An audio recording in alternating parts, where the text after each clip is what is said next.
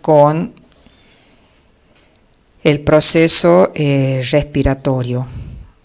Recordando un poquito que ayer habíamos visto cuáles eran las etapas. La primera etapa que ya comenzamos a ver es la de ventilación pulmonar, que se refiere a la respiración externa o pulmonar, o sea, estudiamos algo de lo que es de la mecánica respiratoria. La segunda etapa es la difusión de los gases, o sea, el intercambio gaseoso con la sangre a nivel de los alvéolos, que se conoce como hematosis. La tercera etapa es el transporte de los gases por la sangre, o sea, se transportan los gases hacia los tejidos desde los pulmones y luego desde los tejidos hacia los pulmones. El intercambio gaseoso celular, que es la respiración celular propiamente dicha, que es el que consiste en el intercambio entre la sangre y los tejidos. Y finalmente vamos a hablar un poco sobre la respiración, la regulación de la respiración. Bueno, ayer vimos un poquito sobre los volúmenes pulmonares y yo les conté que para determinar los volúmenes pulmonares se utilizan unos aparatos que se llaman espirómetros. Acá hay dos tipos de espirómetros, los cuales consisten en un sistema que tiene una boquilla, una tubuladura y un sistema mediante el cual se pueden detectar los volúmenes de aire que se mueven durante el proceso respiratorio. Entonces lo utilizan los neumonólogos para para estudiar, digamos, la fisiología de la respiración. Entonces yo les expliqué ayer que por esta boquilla ustedes tienen que hacer primero una respiración basal, y luego les piden que hagan una inspiración forzada y una expiración forzada. Entonces los volúmenes quedan registrados de esta manera. En una respiración basal yo les dije que se mueven aproximadamente 500 mililitros de aire. En una inspiración forzada se van a sumar aproximadamente unos 2.500 mililitros, ¿sí? O sea, ustedes fíjense que este volumen extra se llama volumen de reserva inspiratorio. Y luego, cuando se hace una expiración forzada, se movilizan, aparte de los 500 mililitros del volumen corriente, que es el volumen que se moviliza durante una inspiración basal, se denomina volumen corriente. Entonces tenemos unos 1.200 mililitros más que se movilizan y se conocen como... ¿alguno, por favor, el micrófono se activó? Fíjense, chicos, en el micrófono. Bueno, se llama el volumen de reserva expiratoria. Entonces, cuando se hace una inspiración forzada seguida de una expiración forzada, se obtiene una suma del volumen corriente con el volumen de reserva inspiratoria y el volumen de reserva expiratoria, y esto es lo que se conoce como la capacidad vital, que es la referencia que toma el médico para conocer, digamos, la fisiología del aparato respiratorio, la capacidad vital. Bien, además nosotros tenemos un volumen residual. Este volumen es el que queda en los pulmones después de una expiración forzada. Es un volumen que no se puede medir con un espirómetro, se necesitan técnicas especiales para medir ese volumen, que es el volumen que ni más ni menos queda, digamos, dentro de los conductos del pulmón después de que después de que se ha expirado. Y la capacidad pulmonar total involucra la capacidad vital y el volumen residual, y es de aproximadamente unos 6.000 mililitros, 5.800, 6.000 mililitros. Por supuesto que esto va a variar. Bien, ahora entramos a tener en cuenta algunos conceptos que son importantes, como el concepto de la ventilación pulmonar. ¿Mm? La ventilación pulmonar se basa en la mecánica respiratoria, en considerar que la frecuencia respiratoria es de 12 por minuto. O sea, en condiciones basales respiramos 12 veces por minuto. O sea, la inspiración, inspiramos y expiramos 12 veces. Esa es la frecuencia respiratoria. El volumen corriente, les dije yo, que es el volumen de aire que se moviliza durante un proceso de inspiración y expiración normal, basal, es de 500 mililitros. Entonces, la ventilación pulmonar va a ser 500 mililitros por 12, o sea, 6.000 mililitros por minuto, 6 litros por minuto. O sea, ese es el volumen de aire por minuto que se moviliza durante la respiración normal. Bueno, entonces, el concepto de ventilación pulmonar sería ese. Hay otro concepto de ventilación que es la ventilación del espacio muerto anatómico, para lo cual nosotros tenemos que ver cuál es el concepto de espacio muerto. Bien, nosotros llamamos espacio muerto anatómico a todas las vías respiratorias de conducción. Y la zona respiratoria está a nivel de los alvéolos. ¿Qué significa esto? Bueno, significa que yo voy a tener una zona de intercambio de los gases a nivel de los alvéolos, pero yo también tengo aire en los conductos. O sea, hay algo de aire que siempre va a quedar, inclusive después de una expiración forzada, en la tráquea y en los bronquios, con todas las vías de conducción. Entonces, ese aire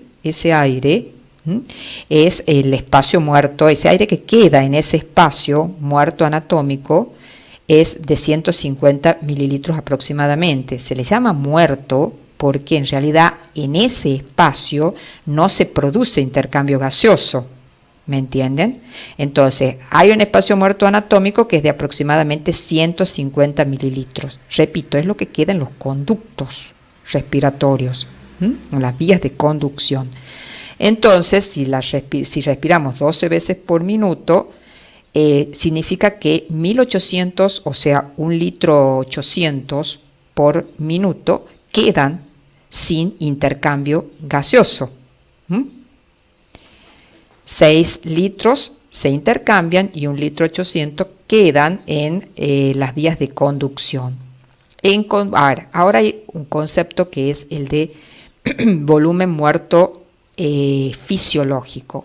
O sea, el volumen muerto anatómico, repito, serían los sectores del aparato respiratorio donde no se produce el intercambio, las vías de conducción.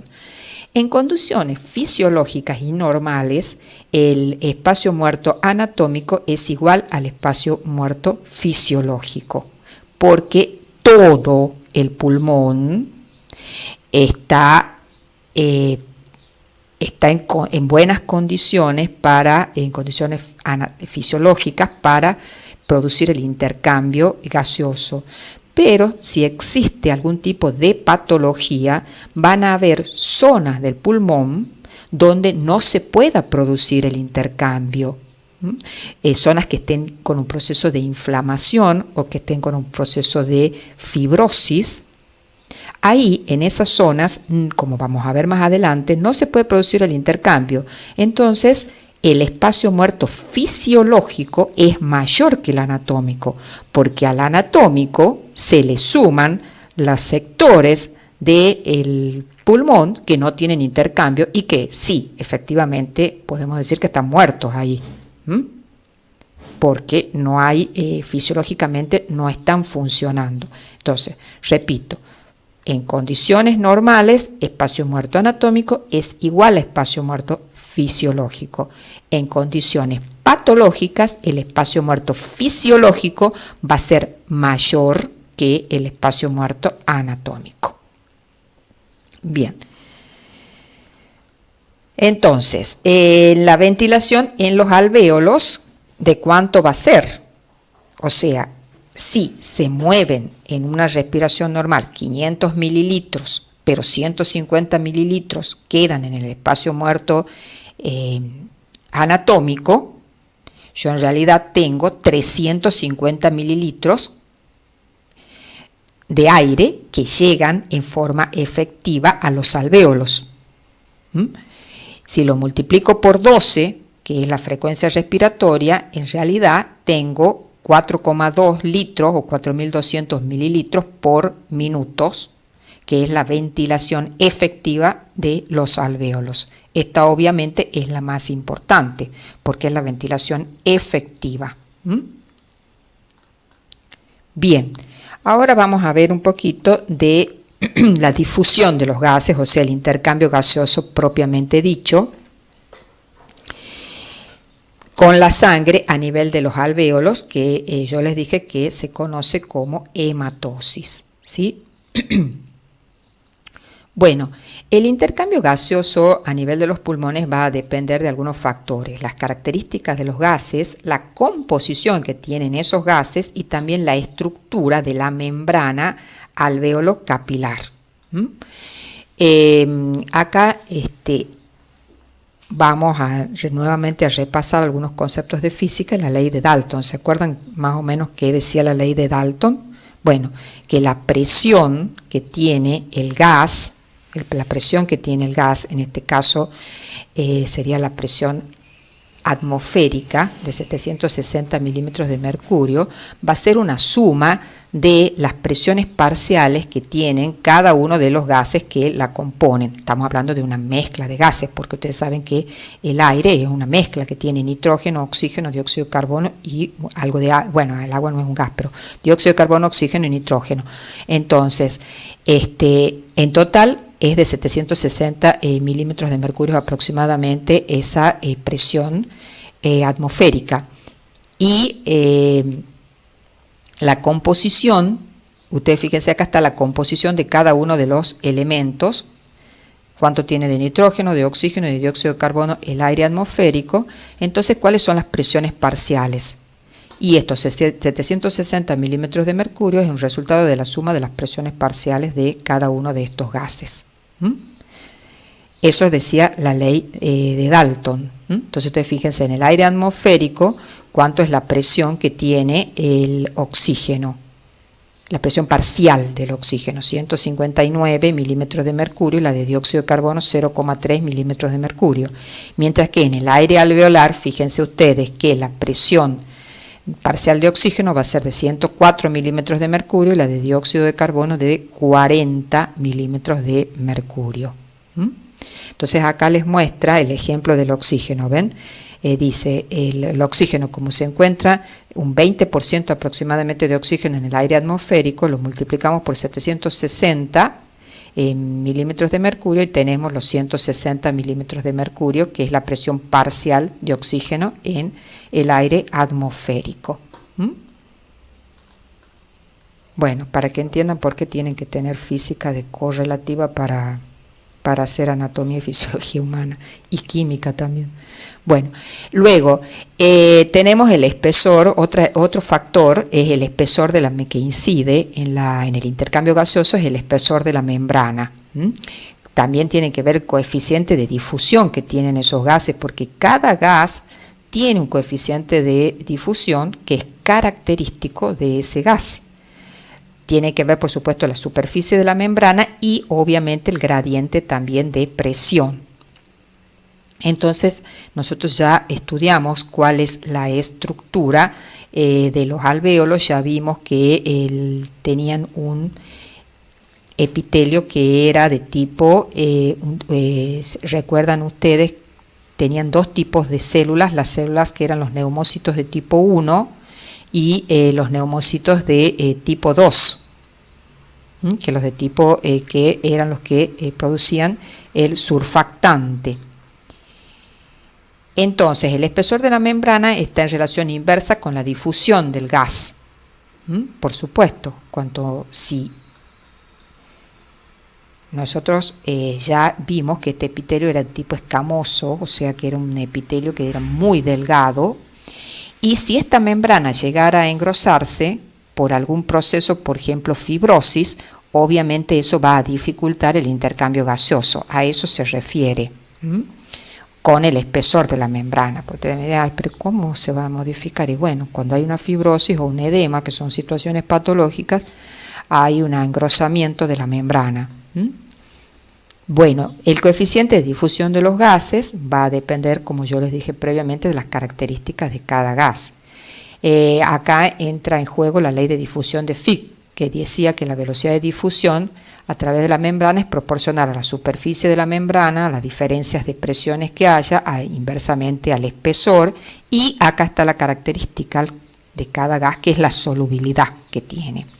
Raíz cuadrada del peso molecular, y en el caso del dióxido de carbono, el gradiente es menor que el del oxígeno, pero a diferencia del oxígeno difunde más rápido.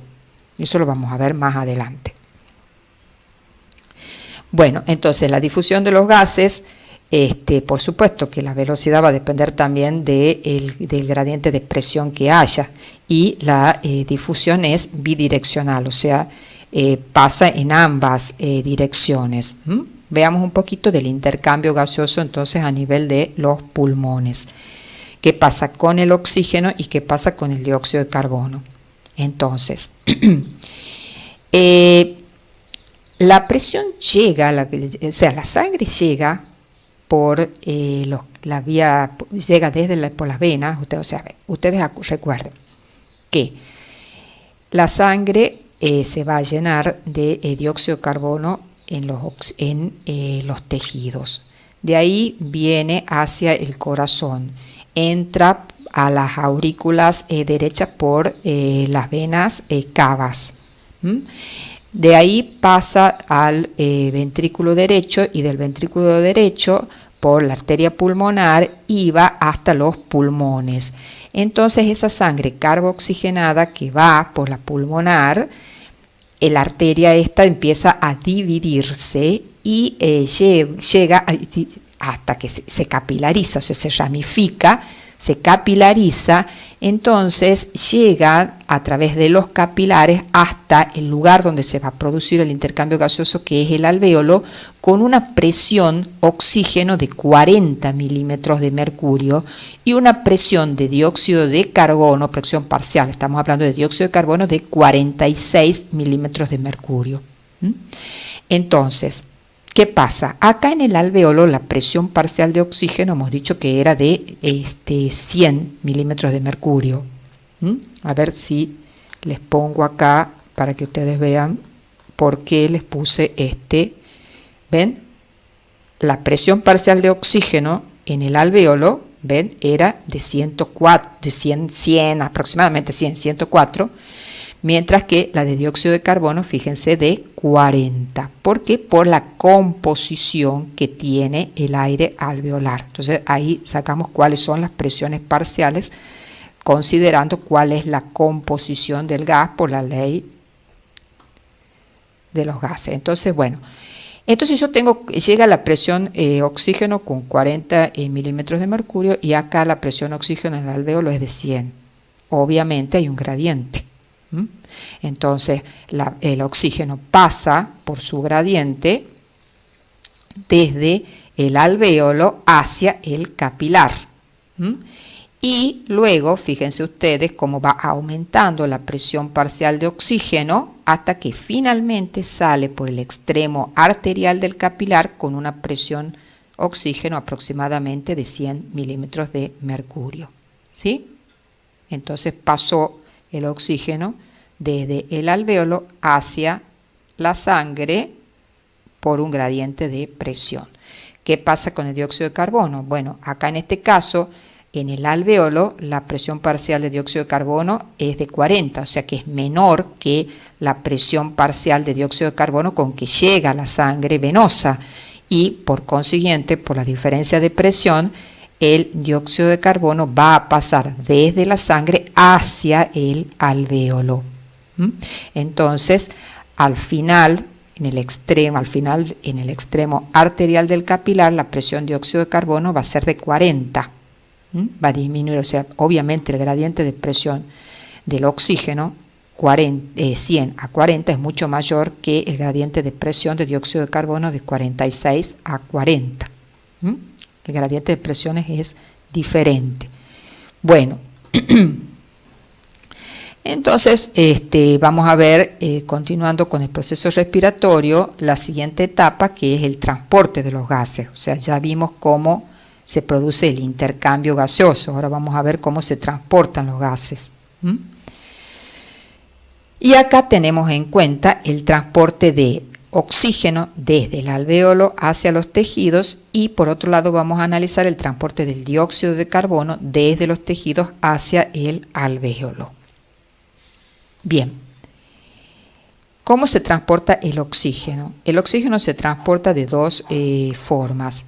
Primero se transporta combinado con la hemoglobina de los glóbulos rojos en un 97% y únicamente en un 3% libre disuelto en agua. ¿Por qué? Porque el oxígeno tiene una solubilidad muy baja.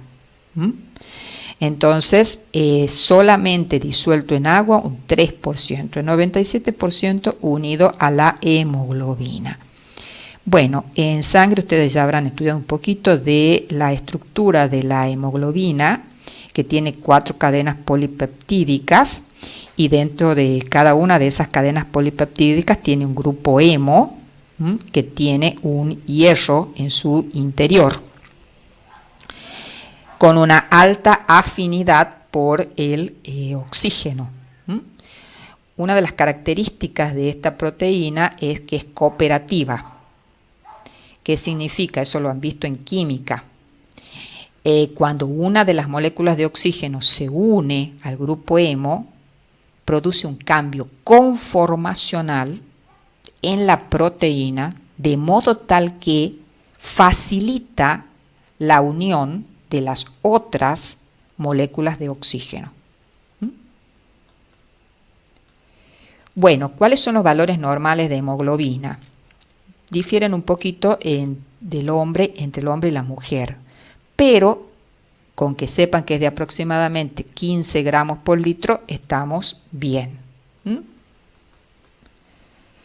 ¿Cuáles son las funciones de la hemoglobina? Facilita el transporte de oxígeno, también el transporte de dióxido de carbono en menor medida, tiene una función buffer de pH, también, que lo vamos a ver más adelante.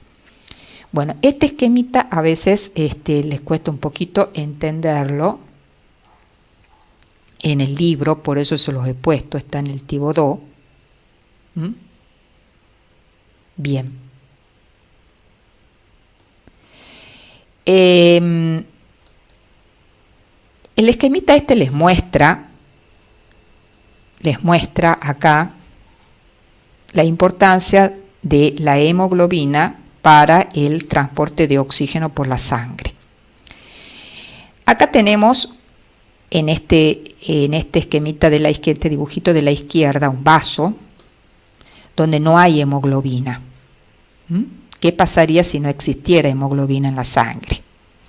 Viene acá la sangre con una presión de oxígeno de 40, va a pasar el oxígeno por difusión, pero como la solubilidad del oxígeno es muy baja, yo les dije que era del 3%, solamente se va a cargar de alguna manera, digamos, de oxígeno, 0,3 mililitros de oxígeno cada 100 mililitros de sangre.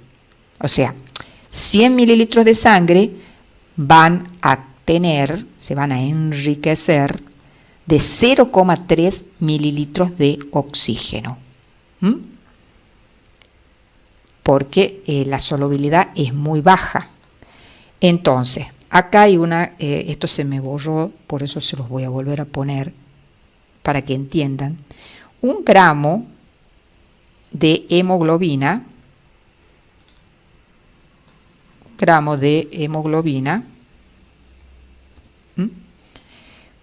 puede unirse a 1,34 mililitros de oxígeno. Entonces, si un gramo de hemoglobina se pueden unir con 1,34 mililitros de oxígeno, y yo dije que teníamos aproximadamente, ¿se acuerdan que les dije que teníamos aproximadamente unos 15 gramos de hemoglobina? Entonces, multiplicamos 1,34. Esta es una de las cositas que se me borró en la que yo les quería mostrar, porque a veces no lo entienden bien, así que se los vuelvo a poner.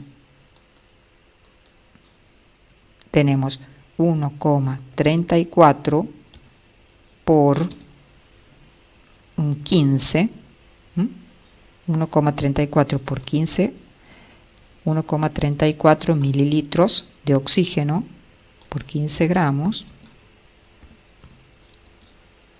Bueno, después se los voy a poner bien y se los voy a subir se las voy a subir a la clase esta, pero lo que quiero es que vean es que 1,34 por 15 me dan los 20 mililitros de oxígeno que se transportan cada 100 mililitros de sangre. De ahí vienen los 20 mililitros. Entonces, entre 0,3 si no tuviera hemoglobina y 20 mililitros si tengo hemoglobina. Por eso es tan importante la presencia de la hemoglobina para el transporte de oxígeno. Bien, entonces acá sigamos.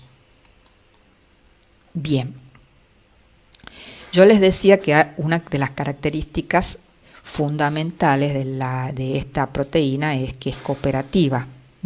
Entonces, si nosotros digamos, graficamos la presión de oxígeno en el plasma con respecto a la saturación de oxígeno en la hemoglobina, o sea, la cantidad, digamos, de oxígeno que está presente en la hemoglobina, vamos a ver que a medida que aumenta la presión de oxígeno en el plasma, va aumentando obviamente la saturación de oxígeno, se va aumentando la cantidad de oxígeno que tiene la hemoglobina, y esa curva tiene una forma sigmoidea que es característica de las enzimas cooperativas químicas.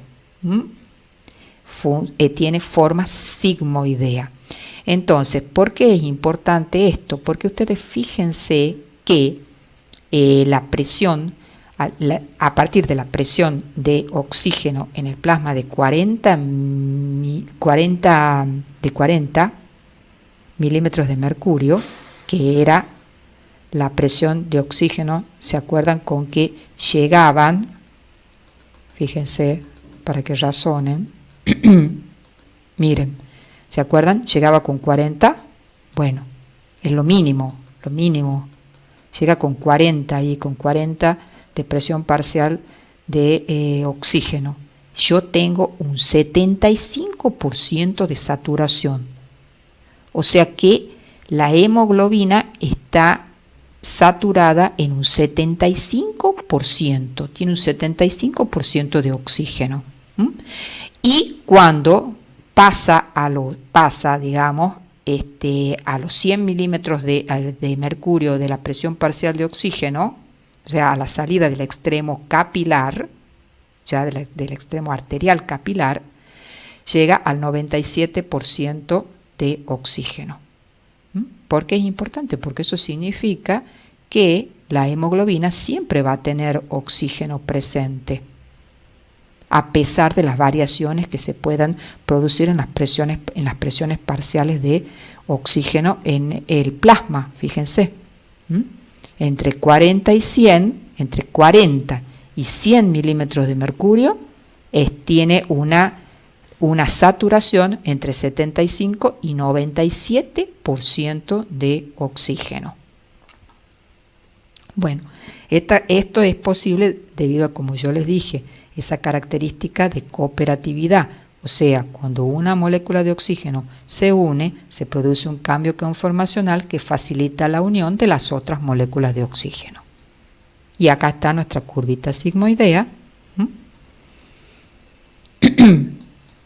Bueno, ¿cómo se modifica esta curva? Modificación de la curva de disociación se llama de la hemoglobina, curva de disociación de la hemoglobina. Se modifica por la temperatura corporal, por el pH de la sangre, por el 2,3-tifosfogliciraldehído y por la presión parcial, por la presión, la PE50 se llama, ya vamos a ver qué es eso. Bueno, la temperatura corporal, veamos, acá analicemos. Acá yo otra cosa que les había puesto es porque esta gráfica no dice, digamos, está muda, no dice qué es. Y esto es la presión parcial de oxígeno. O sea, ustedes lo pueden suponer ya, pero bueno, no lo dice. Esto es la presión parcial de oxígeno. Y acá, acá en este eje está el porcentaje de saturación.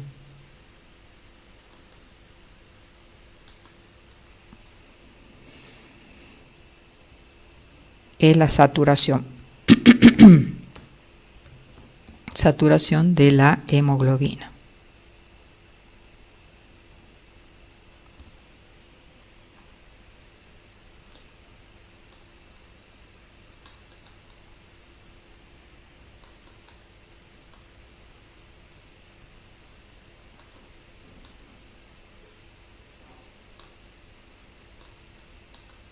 Bien, entonces, acá está el efecto de la temperatura y el efecto del pH. Veamos, ¿qué significa esto?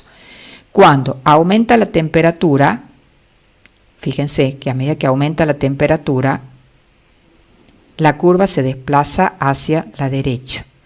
Cuando la curva se desplaza hacia la derecha, eso significa, como es una curva sigmoidea, significa que se modifica la afinidad que tiene la hemoglobina por el oxígeno. Entonces, a ver, veamos para que ustedes entiendan. Si yo tengo acá, por ejemplo, acá tengo para una presión de oxígeno de 40 milímetros de mercurio. Ay, no se me marca, sí se me marca, pero esperen un momentito que lo voy a poner de este color. A ver, ahí. Fíjense, para 40 milímetros de mercurio, ¿qué pasa? Si yo tengo, ¿de cuánto es? Fíjense, ¿cómo se va a modificar la saturación? Esperen un segundito porque acá vamos a considerar el 50% de saturación. No es fácil entender esta...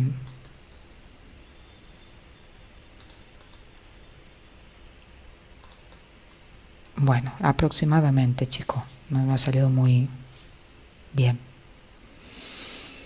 Entonces, si yo tengo la temperatura, miren, fíjense ustedes, acá cómo se modifica la temperatura. La temperatura para 43 grados centígrados, o sea, la persona está con fiebre. ¿Qué significa esto? Significa que el tejido está metabólicamente activo, ha aumentado la temperatura. Entonces, como el tejido ha aumentado, o sea, como aumenta el metabolismo, yo necesito que la hemoglobina tenga menos afinidad por el oxígeno. O sea, que libere con mayor facilidad el oxígeno hacia el tejido, ¿me entienden? Porque el tejido necesita oxígeno. Entonces, a medida que aumenta la temperatura, disminuye la afinidad que tiene la hemoglobina por el oxígeno. El oxígeno se libera con mayor facilidad y de esta manera continúa el proceso, sirve para el proceso metabólico que se está desarrollando. Y con respecto al pH, es similar, o sea, cuando el tejido está metabólicamente activo, ustedes tienen que razonar que está aumentada la temperatura, pero también están produciéndose metabolitos que acidifican el tejido. Entonces, cuando disminuye el pH, significa que ese tejido está necesitando del oxígeno. ¿Por qué? Porque está entrando en un proceso de anaerobiosis donde se está produciendo ácido láctico.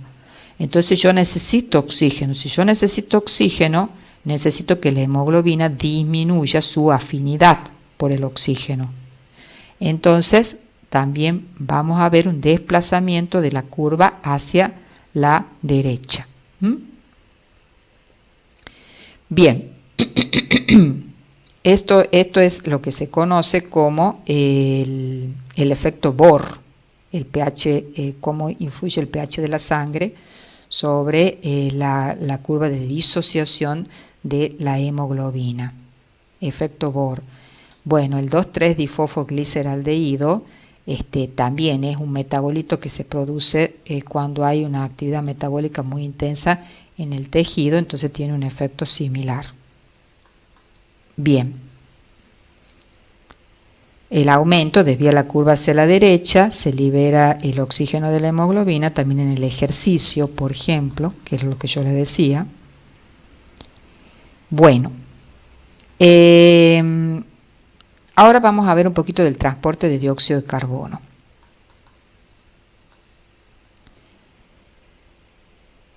Desde los tejidos, ahora transportamos el dióxido de carbono desde los tejidos hasta el pulmón. El dióxido de carbono es 20 veces más soluble que el oxígeno. Entonces se transporta en tres formas. Una es como bicarbonato, que es la más importante, un 60%. Disuelto en el plasma, aproximadamente un 10%, y como compuestos carbaminos unidos a la hemoglobina, un 30% aproximadamente. Entonces, en este esquemita, que creo que está en el tivo 2, ustedes pueden ver como el 10% disuelto, entre un 20 y un 30% se transporta con la hemoglobina como forma de compuesto carbamino, y el 70% que pasa, el dióxido de carbono, el dióxido de carbono que pasa a la sangre se une al agua. Dióxido de carbono más agua forman ácido carbónico, y el ácido, hasta dióxido de carbono, agua, ácido carbónico. Y ustedes saben que química, el ácido carbónico se disocia en bicarbonato y un protón.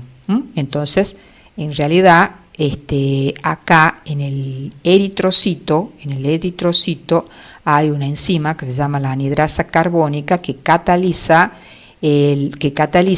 la unión del dióxido de carbono con el agua para formar el ácido carbónico que se disocia en bicarbonato y un protón. Eso ocurre dentro del eritrocito. O sea, acá está la anidrasa carbónica, ¿ven? La anidrasa carbónica que cataliza, y acá está la disociación que se produce. Se conoce como efecto Haldane. La desoxigenación de la sangre favorece la capacidad para transportar el dióxido de carbono. O sea, cuanto menos oxígeno hay en la sangre, mayor es la facilidad para transportar dióxido de carbono que tenga. Y bueno, la hemoglobina también, como yo les decía, tiene una función en la regulación del pH, porque puede, amortiguar los protones producto de la disociación.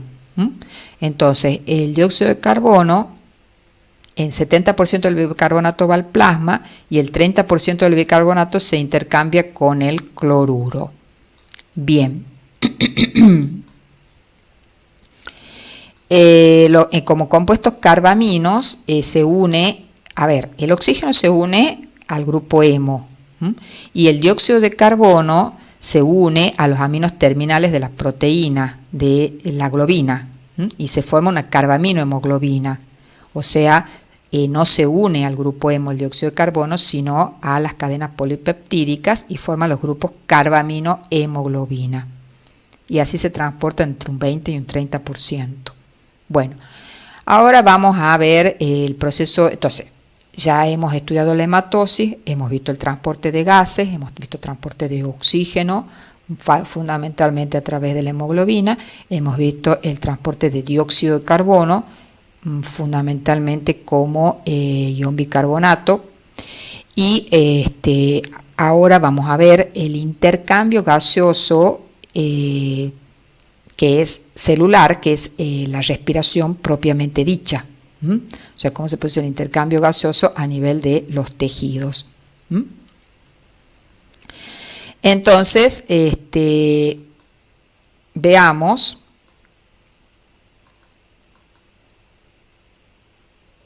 Bueno, por supuesto el proceso va a ser inverso a lo ocurrido en el alvéolo, o sea, el oxígeno pasa hacia la célula desde la hemoglobina y el dióxido de carbono pasa desde los tejidos hacia la sangre. Entonces, ¿cuáles son los factores de los cuales va a depender ese intercambio gaseoso? Uno, por supuesto, el contenido de oxígeno. Y otro va a ser la curva de disociación de la hemoglobina. Esos son los dos factores fundamentales de los cuales va a depender, digamos, la difusión del oxígeno, del contenido arterial y de la curva de disociación. Significa que si yo no tengo suficiente hemoglobina porque estoy anémico, entonces, o sea, ojo, ¿no? La anemia no es solamente una disminución en el número de glóbulos rojos. La anemia tiene que ver con una falta de oxigenación en los tejidos que se puede producir por una disminución en el número de los glóbulos rojos, o también se puede producir por disminución en el contenido de la hemoglobina, que es la molécula que en definitiva transporta el oxígeno. Y la curva de disociación de la hemoglobina también es muy importante, porque hay distintos factores que hemos dicho que están involucrados en la misma. Bueno, con respecto al dióxido de carbono, fundamentalmente la difusión va a depender del gradiente, la solubilidad en la membrana, y bueno, hay tres formas de transporte conocidas. Bien, entonces acá tenemos el esquemita similar al esquemita que yo les mostré con el intercambio gaseoso a nivel de los pulmones. La sangre llega, ahora sí llega por el extremo arterial del capilar con una presión oxígeno de 100. Y acá en los tejidos sistémicos la presión oxígeno, después del proceso metabólico de consumo de oxígeno, llega a unos 40 milímetros de mercurio, la presión parcial de oxígeno. Entonces, a medida que la sangre pasa del extremo arterial por los tejidos y luego sale de los tejidos por el extremo venoso, va liberando oxígeno hacia los tejidos y termina con una presión parcial de oxígeno de 40 en el extremo venoso, que es la presión con la que llega, como nosotros ya vimos, a los pulmones.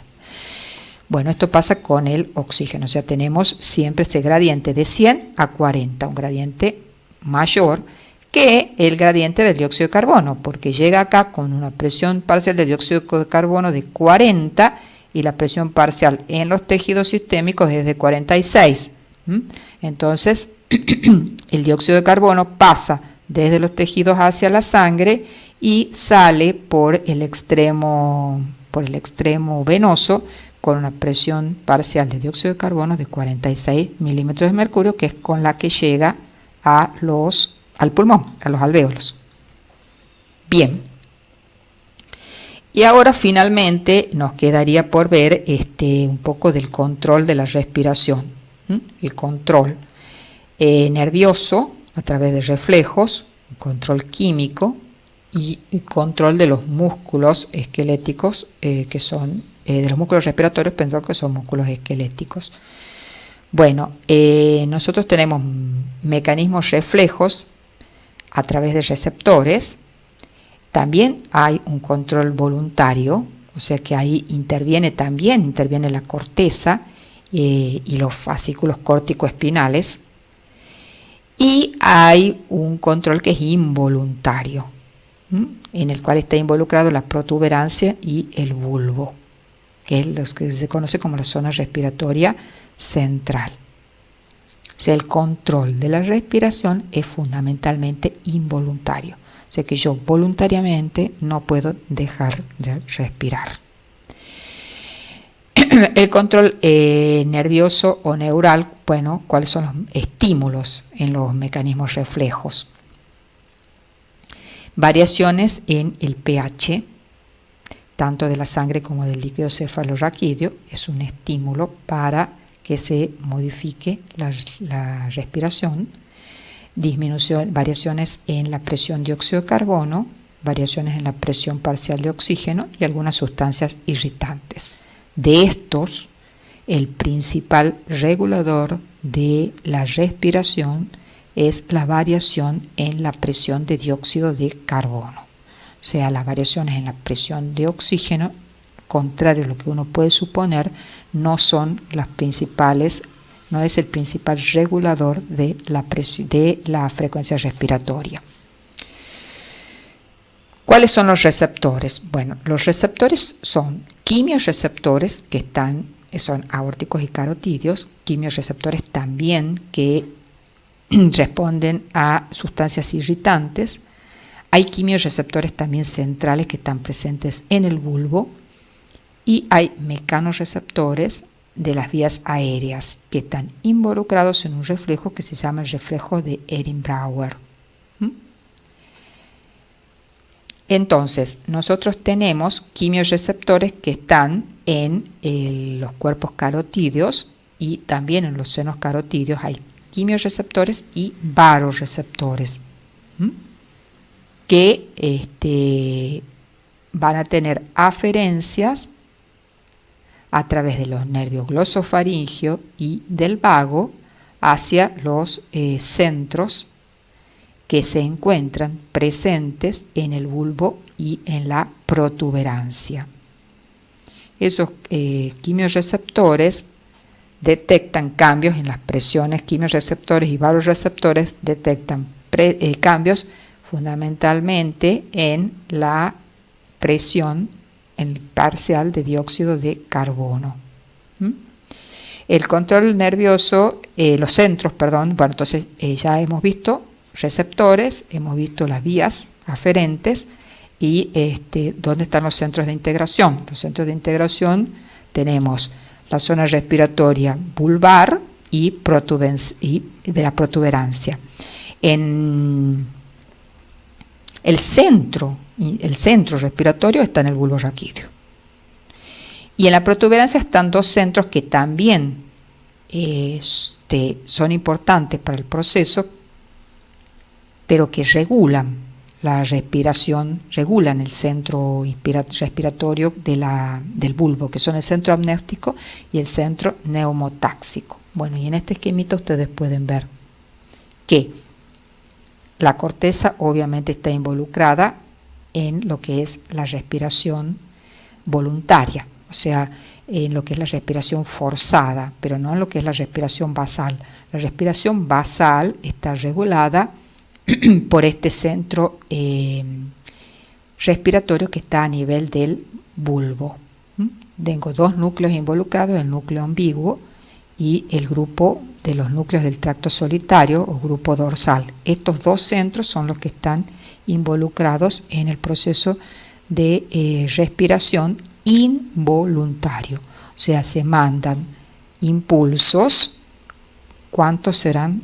12 por minuto.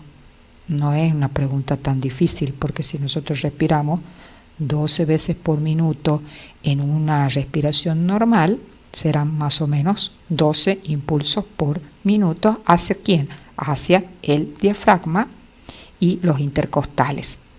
No se olviden que intercostales externos, ¿no? No se olviden ustedes que la inspiración es un proceso activo donde hay contracción de los músculos diafragma e intercostales externos, mientras que la expiración es un proceso pasivo donde el diafragma y los intercostales externos se relajan.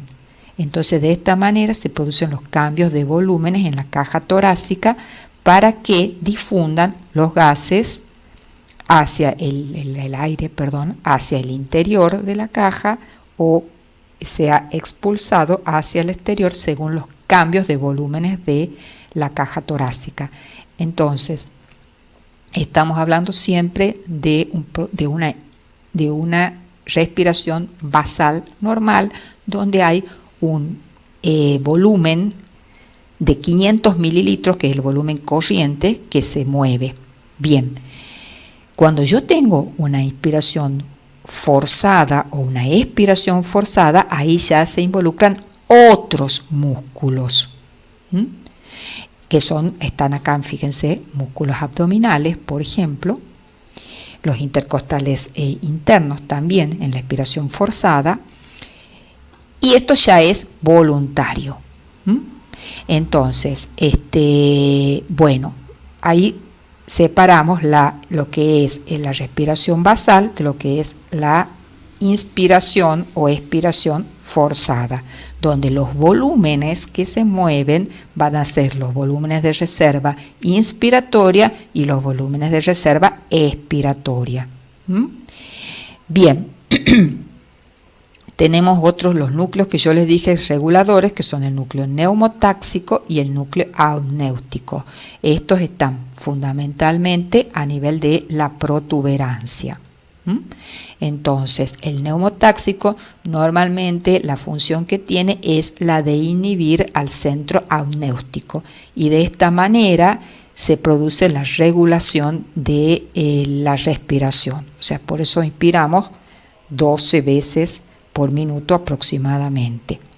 Bien, por supuesto, yo puedo modificar en forma voluntaria esa cantidad, ese número, esa cantidad de respiraciones.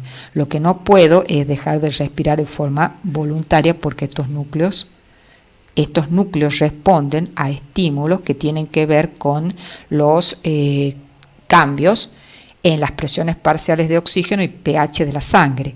Entonces, cuando aumenta la presión parcial de dióxido de carbono, porque supongamos yo quiero dejar de respirar, aumenta la presión de dióxido de carbono de la sangre, entonces se desencadena un reflejo, y nuevamente se produce la contracción de los intercostales y del diafragma y se reanuda la respiración.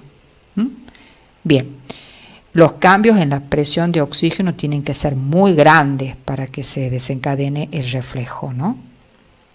O sea, el principal regulador, cuando yo les pregunto en un parcial cuál es el principal regulador de la respiración, es la presión de dióxido de carbono, no la presión de oxígeno. Bien. A grandes rasgos, esto está muy bueno en el tipo 2, pero a grandes rasgos es así. Por ejemplo, acá les dan en el ejercicio aumenta, bueno, ¿qué pasa? Se consume oxígeno, se libera dióxido de carbono, aumenta la presión dióxido de carbono. Esto es detectado tanto por los receptores que están en el cero carotídeo, en el callado de la aorta, como los quimiorreceptores centrales que están en el encéfalo. Y eso manda información hasta los centros respiratorios para que de esta manera aumente la frecuencia respiratoria y de esa forma sea mayor la cantidad de aire que se movilice durante el proceso respiratorio y pueda llegar más oxígeno a la sangre y se pueda eliminar más dióxido de carbono. Bien.